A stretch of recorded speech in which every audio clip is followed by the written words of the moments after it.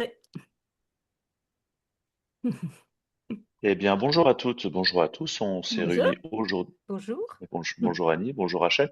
On s'est réunis aujourd'hui pour faire un petit point et faire peut-être une explication sur une autre formation, l'école des rêves, qui forme à la psychanalyse symbolique. Donc, on va vous parler des différentes figures de la psyché et la dimension, je dirais, plutôt pratico-pratique de l'école avec ce qui va être proposé. Peut-être que Rachel, je vais te donner la parole pour poursuivre. Oui, d'abord, je suis super contente qu'on puisse se réunir aujourd'hui. Nous sommes 6 formateurs, mais aujourd'hui, 3 ont pu se libérer pour échanger sur ce magnifique projet. Alors, l'idée au départ, c'était de transmettre ce qu'on a reçu, une formation extraordinaire qui nous a profondément transformés dans nos vies personnelles et professionnelles. Et je crois qu'on avait besoin d'en témoigner et de poursuivre ce qu'on a reçu tout simplement. Il y a d'abord une question qui peut interpeller d'emblée, c'est à quoi servent les rêves? Parce que on a tous commencé comme ça avant de s'intéresser à l'école, à une formation, c'est de se dire mais c'est quoi ces rêves qui arrivent la nuit? Pourquoi en ce moment? Qu'est-ce qui se passe?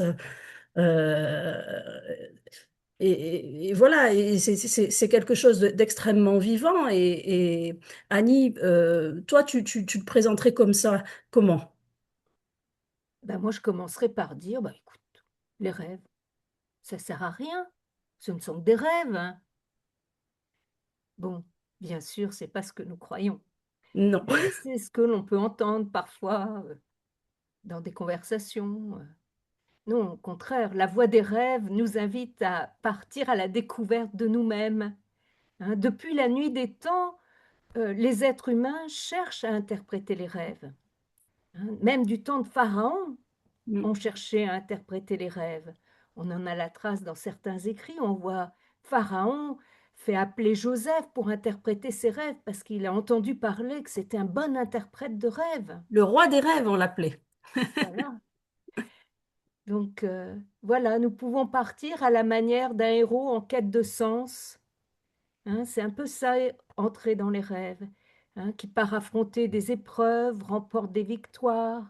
Et ben, ainsi nous partons à la découverte de nous-mêmes, hein, Mm. affronter parfois notre part obscure et parvenir peu à peu à l'accomplissement de notre être véritable. Mm. Mais ça, c'est un projet magnifique. Mais au départ, on n'a pas cette impression. Au départ, on accueille le rêve, on ne sait pas quoi en faire, quoi. Ben oui, mais voilà, il va falloir apprendre à interpréter les rêves. Les rêves nous conduisent, hein, ils sont comme une boussole, hein, qui nous montre le chemin, Mm. hein. Ils sont des messages dont l'inconscient est le messager. Et les Euh, rêves sont une expression directe de cet inconscient, mm. dans un langage qui est effectivement très particulier Mm. et qui a besoin d'être découvert, hein. Euh, Ce langage, il va faire référence au vécu personnel, mais aussi à des choses impersonnelles.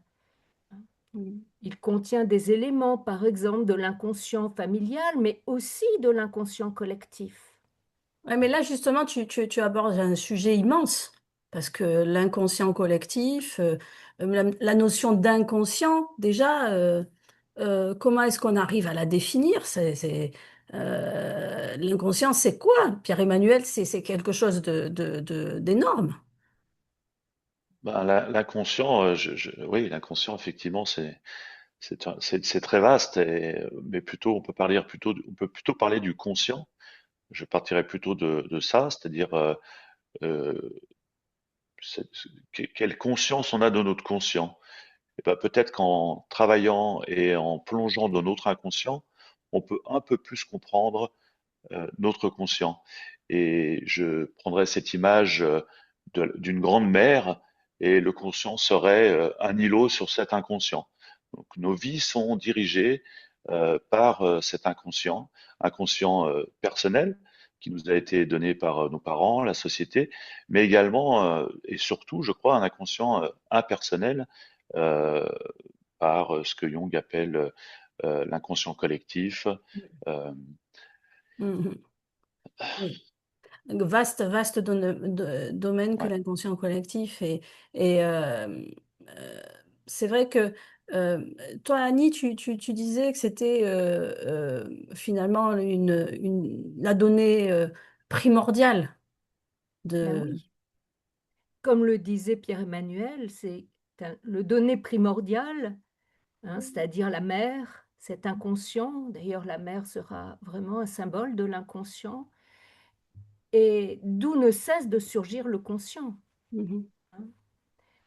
On pourrait dire c'est le moteur premier, l'inconscient, hein. Notre vie se déroule en grande part dans l'inconscient. Nous dormons, nous somnolons, et notre conduite, souvent, est dépendante, pour une grande part, en tout cas, de l'inconscient, mhm, mhm, euh, dans beaucoup de circonstances de notre vie. Oui, et puis alors c'est à travers l'étude de cet inconscient que va se révéler finalement les différentes figures de la psyché qui ont été définies par Jung. Et tout au long de la formation, on va, comment dire, aller travailler sur ces différentes figures pour pouvoir mieux se comprendre et pour pouvoir finalement ne pas être pris par cet inconscient, mais avoir conscience finalement de ce qui se passe à l'intérieur, dans nos profondeurs. mhm, Notamment, Annie a parlé de la figure de la mère ou du père, bah, ce sont des figures fortes également dans notre inconscient qui peuvent peut-être par moments, nous dominer. Donc, avoir conscience de ces figures-là nous permettre de se les approprier pour pouvoir les incarner. Je parle mhm, notamment de la figure du père qui incarne le cadre, la loi. Euh, mhm. voilà, je ne vais pas développer Oui, au-delà c'est de un ça, exemple, bien mais sûr. c'est un Mhm, exemple. mhm. Un exemple qui touche tout le monde. Voilà, ça commence par là. Mais alors, Alors, moi, je parle de la fonction paternelle parce que c'est quelque chose qui m'a beaucoup manqué enfant et adulte. Et c'est à travers justement la psychanalyse que j'ai pu détecter qu'il était nécessaire que j'incarne cette fonction paternelle pour pouvoir être un homme axé dans sa vie et pour pouvoir incarner cette fonction-là, notamment auprès de mes enfants, mais aussi en tant que psychanalyste. mhm, Voilà, donc je témoigne un peu de cette expérience-là qui a ouais. été donnée grâce au chemin parcouru. Oui, ça montre que c'est pas un savoir qui reste mental, en fait. La psychanalyse symbolique, c'est quelque chose qui va s'incarner, qui va jouer un rôle, en fait. Euh, mais c'est vrai que on peut aussi se dire, dans cet inconscient, quelle est la place des rêves? Parce qu'on parle des rêves, on parle de l'inconscient, on a l'impression que ce sont deux choses très différentes. Euh, mais en fait, c'est une émanation de l'inconscient, le rêve. Et c'est une émanation du cœur centralisateur de l'inconscient. Donc là, on arrive vraiment au cœur dynamique de la psyché, dynamique de ce qui fait une relation, puisque on est tous travaillés intérieurement, en fait, par ce cœur. Et le rêve en est le messager, le langage. Euh, alors on peut se demander, mais comment est-ce que je fais ces rêves? Hein. Alors c'est une bonne nouvelle, on les fait pas. Oui, bah effectivement, Ils le sont rêve est un phénomène, naturels. voilà, c'est un phénomène naturel et qui Et- ne procède pas de notre volonté. Heureusement. Il ne monte pas, il ne défend Mm. pas, il ne maquille pas. Au contraire, Mm. finalement, ils annoncent euh, naïvement ce qu'ils sont et ce qu'ils pensent. Mm. Voilà. Et le travail de l'analyse, du psychanalyste, c'est justement d'interpréter pour avoir un accès à leur sens. Mm. Et c'est là que intervient la dimension du symbole. Mm. Mm. Et oui, parce que c'est vrai que notre école, c'est quand même la psychanalyse symbolique, donc c'est important de savoir de quoi on parle. Une école des rêves, et pourquoi l'avoir appelée la psychanalyse symbolique? Parce que toute la pensée de Jung, elle est quand même tendue vers cette compréhension de ce langage mystérieux, hein, et qui a toujours interpellé, comme tu le disais tout à l'heure, dans toutes les civilisations, le rêve a interpellé. On le retrouve dans le monde entier quand même. Et c'est pour ça que d'ailleurs à l'école, on va analyser les rêves, mais on va analyser les contes aussi. Parce que on raconte l'histoire du monde avec les contes et on raconte l'histoire de l'humanité. Euh, donc, Bah justement, on pourrait peut-être développer un peu ce que c'est que le symbole, euh, qui, contrairement à l'allégorie, qui est une paraphrase d'un contenu conscient, lui, le symbole, en revanche, c'est finalement la meilleure expression d'un contenu inconscient, et mm, seulement pressenti, mm, mais encore non reconnu. mm, mm, Et de développer dans l'analyse d'un rêve euh, la conscience du symbole à travers le questionnement, mm, ben effectivement, le- mm, ce qu'on va associer à un symbole à titre personnel, et ben, le rêveur ou toi Rachel ou toi Annie, vous n'allez pas forcément avoir la même vision de ce symbole-là. mm. Qui veut poursuivre sur le symbole? Euh, Annie. Bah oui, l'expérience du symbole, c'est le symbole vient à notre rencontre justement à travers le rêve, hein, et il vient de l'intérieur de nous-mêmes, hein, et il véhicule vraiment cette pulsion de vie qui est en elle-même source d'harmonisation intérieure. Euh, alors cette source d'harmonisation intérieure, Jung va l'appeler le soi ou le centre de la psyché, ou voilà, le guérisseur intérieur qui pulse le rêve. mm, mm, Euh, et le rêve apporte toujours un message nouveau que ni le rêveur, dans le fond, ni l'analyste ne peut connaître à l'avance, mm, hein. Et donc, rêveur et analyste sont appelés à se laisser féconder par les images du rêve mm, et instaurent un dialogue ainsi entre conscient et inconscient pour accueillir justement ce message de l'inconscient, mm. hein. Voilà, C'est finalement un pont qui est fait. Le rêve voilà, permet de faire un pont. mm. Mm, Et cela va permettre peu à peu, effectivement, d'advenir à soi-même, hein, de devenir l'être unique que l'on est. Jung appellera ça l'individuation. mhm, Et donc, voilà, ces symboles nous conduisent, hein, ils sont l'expression la meilleure possible, dit Jung, hein, pour quelque chose d'inconnaissable. Parce que dans le fond, ils expriment quelque chose qu'on ne connaît pas encore, mm, hein, et qui n'est pas encore connaissable.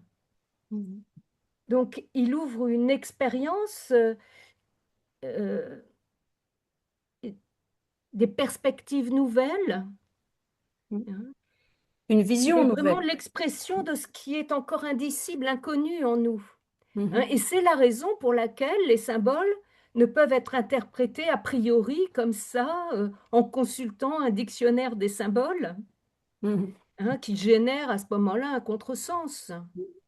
Le sens du symbole doit advenir de la contemplation du rêve, mhm, hein, en lien avec l'émotion qu'il va générer chez le rêveur, hein. En quoi cela le concerne-t-il? À quelle histoire cela renvoie-t-il? À quel inconscient aussi collectif, hein, mhm. renvoie-t-il? Finalement, le symbole ouvre énormément de questions. Il oblige au questionnement, Voilà. hein. Et dans ce questionnement, il oblige à se dépositionner et il crée un mouvement, hein. Et dans ce mouvement, de rêve en rêve travaillé, effectivement, on arrive à une transformation, à une forme de différenciation des schémas auxquels on avait pu adhérer initialement. C'est tout le travail d'individuation, effectivement, que Jung a parfaitement décrit. Euh, alors, les symboles, pourquoi est-ce qu'on les retrouve aussi dans les contes? C'est intéressant parce qu'on les retrouve dans les rêves. On se dit que c'est, voilà, le rêve euh, vient nous questionner pour permettre une dynamique intérieure, une réharmonisation intérieure. Ça, on peut le comprendre à la limite du point de vue personnel. Mais alors pourquoi dans les contes? Mais parce que justement, les contes vont nous permettre de nous exercer à l'interprétation dans les meilleures conditions, car il n'y a ni contexte individuel, ni connaissance personnelle de la situation consciente correspondante. Et ils reflètent avec beaucoup de clarté, dans le fond, les structures psychiques fondamentales. Mhm, Hein. Chaque conte de fées exprime un sens psychologique essentiel et unique, mhm, hein, qui se traduit en une série d'images, d'événements symboliques, et mhm, c'est ce sens que nous allons nous efforcer de découvrir. mhm. Et nous regarderons aussi les mythes, hein, mais les mythes sont chargés de culture, Oui. beaucoup plus que les contes. Et Euh, mais les mythes sont importants parce que, enfin, moi j'ai toujours considéré les mythes comme de la pâte humaine. Oui.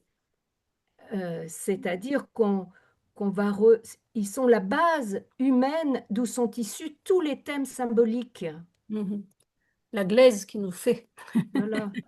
Alors donc, ben, nous serons amenés à étudier des mythes grecs, mais aussi des mythes appartenant à la Bible, voilà, qui est plus proche de notre culture encore, hein, aujourd'hui. Voilà, Et voilà. oui. Parce que c'est Et important, ces mythes, effectivement. on les va les trouver Mm, dans chaque pays, chaque culture, mais ils mm, sont quand même très marqués par la culture. tout à fait. Voilà. Et c'est important en tant que psychanalyste symbolique, de s'enrichir de cette mythologie et de s'ouvrir à ce langage et à cette culture parce que quand on rencontre effectivement les rêveurs, on est confronté à des histoires, à des vies très marquées. Moi, je me rappelle avoir rencontré une dame, une chinoise d'origine, est arrivée en Occident, mais effectivement, sa culture était bien loin de la mienne et il m'a fallu m'enrichir de ces symboles pour comprendre en fait son langage. Et c'est pour ça que dans l'école, nous essayons d'aborder toute une série de cultures différentes, puisque nous sommes amenés à rencontrer des gens pétris d'une culture ou d'une autre. Donc on ne peut pas faire une impasse et il faut nous familiariser. Voilà, il faut surtout avoir une connaissance effectivement étendue de tout ce matériel archétypique. Voilà, exactement. Hein. Et donc, c'est pour ça que nous étudierons ces thèmes de façon approfondie, Mhm. hein, parce que Et c'est voilà, pour c'est ça aussi que, nécessaire pour comprendre justement l'inconscient voilà, et l'inconscient collectif qui nous exactement. pétrit.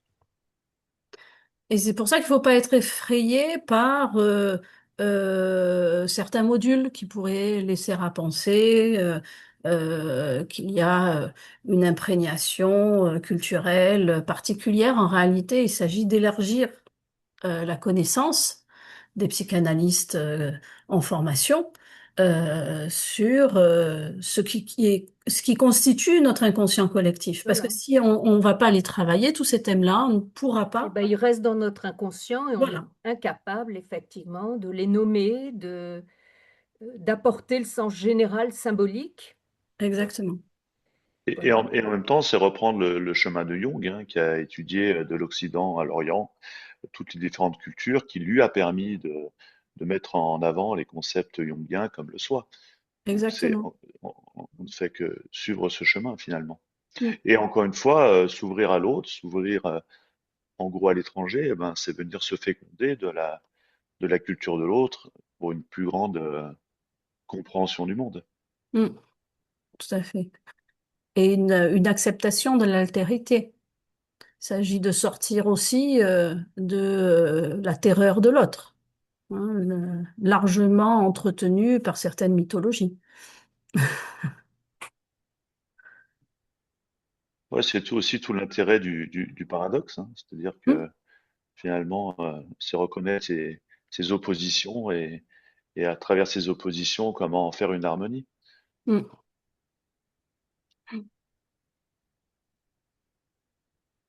Ça me, Alors Ça me peut-être fait qu'on plaisir peut. en fait d'évoquer tous ces sujets avec vous parce que c'est vrai que ce programme, on l'a longuement étudié, réfléchi, organisé et en discuter, c'est vraiment important parce que ça permet de communiquer sur le sens de la formation qui peut paraître très, on va dire, dispersé alors qu'en réalité, ça forme un tout nécessaire pour comprendre ce que c'est que l'inconscient collectif et de quoi il est fait.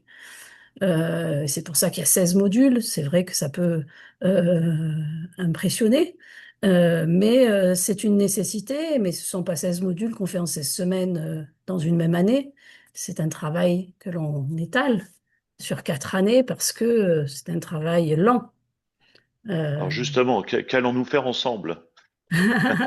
Justement. Ah ben, on va constituer de jolis binômes passionnés. Et nous allons à tour de rôle enseigner sur les modules, sur 3 sites différents. Donc ça, ce sont toutes les questions, je dirais, pratico-pratiques que le site propose. Donc il y a effectivement 3 lieux pour que les gens aient un choix par rapport à leur domicile. À chaque fois, ce sera un binôme pour chaque module, 4 modules par an, par lieu. C'est important de dire que ce sont 4 modules par an, pas plus, pour justement prendre le temps de l'intégration. Euh, voilà, les premiers modules, on va dire, sont interchangeables, c'est-à-dire que si on ne fait pas le premier de la liste de la première année, ce n'est pas grave, on peut commencer par le second parce que le premier, de toute façon, sera enseigné 4 années plus tard, donc il y aura de toute façon, la boucle sera bouclée, donc ça n'est pas grave. Ça peut être fait en désordre, ça peut être fait au rythme dans un rythme assez libre. La seule condition que nous posons, je crois que c'est important de le dire, c'est qu'à partir de 3 modules effectués, il faut accepter de rentrer en analyse personnelle, puisque le but, là, est effectivement de devenir, à l'issue de la formation psychanalyse symbolique, et on ne peut pas devenir psychanalyste symbolique si on n'a pas soi-même fait l'expérience de sa propre analyse. Donc, c'est tout simplement une condition préparatoire. Oui, Voilà. si on souhaite devenir psychanalyste. Si C'est si on simplement on souhaite veut juste, devenir. Voilà. voilà. À ce moment-là, effectivement, ce sera une condition. Mais on peut aussi envisager la formation comme une formation qui vient compléter, qui vient, voilà, et Je dis ça parce nourrir que la curiosité. oui, parce que certains ou certaines peuvent être intéressés par un thème particulier Oui. et peuvent venir explorer ce thème sans forcément être suivis en psychanalyse. Tout à fait, tout à fait. Et il y a 8 modules. Ce sont les 8 premiers modules qui peuvent être comme ça, on va dire, picorés. Mais ensuite, pour ceux qui effectivement veulent faire le cursus complet, il y a d'autres obligations qui sont demandées, qui sont qui doivent être remplis, ce qui est normal, hein, puisque derrière, il s'agit d'obtenir une certification. Alors, pas un diplôme, hein, une certification, c'est-à-dire la validité d'un cursus plein et la possibilité de suivre soi-même en analyse des rêveurs. Est-ce que j'ai oublié quelque chose, Annie et Pierre-Emmanuel? Parce que là, c'est vrai que j'ai... Non, je pense que c'est intéressant aussi de développer en fait comment vont se passer ces modules. Comment finalement devient-on psychanalyste? Euh, et donc c'est important de nommer que avant tout, on va développer ensemble une méthode d'accueil, d'analyse des rêves. Et c'est la première chose sur laquelle on va travailler. Donc on va proposer des ateliers de rêve. Alors au début avec nos propres rêves, et nous apprendrons pardon, à accueillir objectivement le rêve, eh bien, en cherchant le matériau objectif du rêve euh, sans hypothèse préalable. Voilà. Et ça se fera en groupe ou en sous-groupe. Euh, et c'est vrai que pour imager un peu ça, accueillir un rêve, c'est un peu comme on laboure une terre, hein, mais notre terre intérieure. Et, Mhm. et c'est ça, le sillon et descendre dans les profondeurs. Alors, notre enseignant, moi, il me disait plonger dans la piscine. C'est un peu ça l'idée, c'est-à-dire que comment j'embrasse finalement le matériau du rêve et comment finalement plutôt que le regarder d'une façon distanciée, eh ben, je rentre dans ses profondeurs. Et je trouve que l'image du sillon dans la terre ou de plonger dans la piscine est très parlante. Mhm. Euh, voilà une première approche.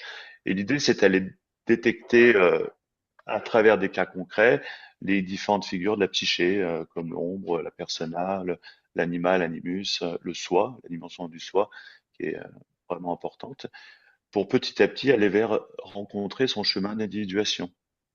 Mhm. Et je dirais que chaque cycle, chaque séminaire, finalement, ouvre à une nouvelle récolte Mhm. en fonction du thème évoqué. Mhm. Et puis Annie, au cours de justement cet apprentissage, nous développerons aussi une posture d'accueil des rêves, hein, car nous ne sommes pas des sachants, Mhm. mais nous sommes des facilitateurs, hein, pour permettre à la personne qui est en analyse de mieux se comprendre elle-même.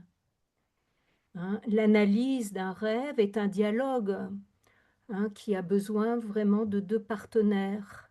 Hein. C'est comme si on est face à face, yeux dans les yeux, et au milieu, il y a le rêve que nous contemplons ensemble. Hein. Il s'agit vraiment que le rêveur, lui-même en tant qu'individu, eh bien, puisse découvrir le sens, puisse avancer dans sa vie, puisse se comprendre lui-même. Mhm. Euh, voilà. Et donc, c'est une posture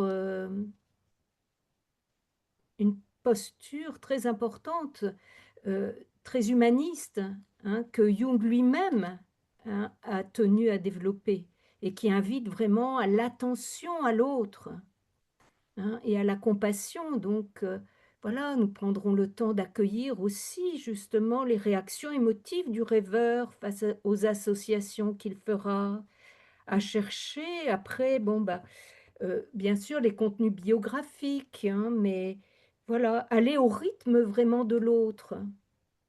Mhm. mais c'est très important Et d'insister sur ce point-là, Annie, effectivement, la dimension du cœur. C'est-à-dire voilà. que la relation se fait avec le cœur. Si le psychanalyste a du cœur, eh bien, ce sera ressenti par le rêveur. Ça Mhm. me semble essentiel de le nommer. Je t'en remercie. Mhm. Alors certes, il faut connaître les méthodes, hein, mais le fait décisif, c'est que en tant qu'être humain, je me trouve face à un autre être humain. C'est ce que dit Jung. Mhm. Hein. Et voilà. Et c'est pour ça que c'est vrai que on va vraiment alterner des apports théoriques, mais beaucoup d'expérimentation. Hein. Oui, Parce, parce que c'est important d'ancrer, en fait, de le vivre en temps réel et ce qu'on vit individuellement dans sa propre analyse est encore autre chose que ce qu'on vit en analyse en petits groupes. Il y a vraiment une expérience de l'inconscient collectif voilà, que la formation propose euh, et qui est vraiment très éclairante sur comment la psyché s'exprime, comment accueillir son langage.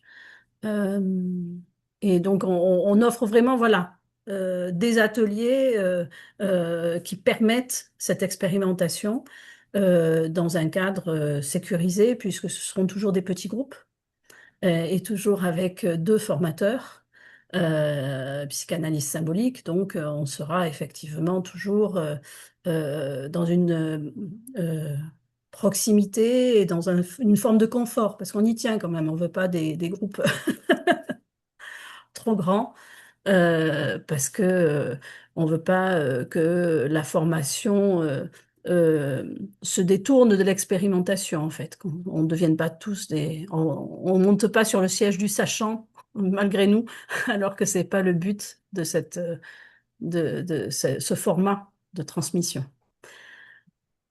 Oui, d'où l'importance également de la dimension du corps. Mm, Dans, dans dans nos séminaires, il y a aussi la dimension du corps qui sera abordée. mm, tout à Voilà, fait. de façon à remettre du rythme et à ressentir ce qui peut se passer quand on accueille en écoute active le rêve d'un rêveur. Mm. Ça me semble très important. Alors c'est peut-être le moment de conclure. Oui. Voilà, ça fait un petit moment qu'on débat, qu'on échange, qu'on partage. Peut-être que ce serait le moment d'annoncer le mot de la fin. Oui, ben écoute, voilà, on va planifier des petits webinaires pour que ceux qui auraient des questions à nous poser ben, puissent nous les poser et on y répondra dans les semaines qui viennent. Pour l'heure, eh ben voilà, on a fait ce petit temps d'échange pour permettre aux gens de goûter un petit peu à notre proposition. Et puis ben, je vous dis, moi, à très bientôt. Et il y a sans doute encore beaucoup de questions que nous n'avons pas abordées. Et donc, bienvenue à toutes vos questions, quelles qu'elles soient. Oui, Voilà, Oui, parce que ce n'est que, oui, qu'une petite part de, toute petite, hein, pour ouvrir un champ de questions. Toutes les questions sont toujours passionnantes. Et donc, bienvenue à toutes vos questions. oui, il y a beaucoup de sujets qu'on aurait pu encore aborder. On ne l'a pas fait, notamment le sujet de l'individuation du soi, mais on est prêt à répondre pour les prochaines rencontres. Voilà. En tout cas, merci pour ce moment. Merci pour votre écoute. Merci à toutes les deux. Ça fut une joie de vous entendre, de vous écouter. à très bientôt. À bientôt. Bientôt. Au revoir.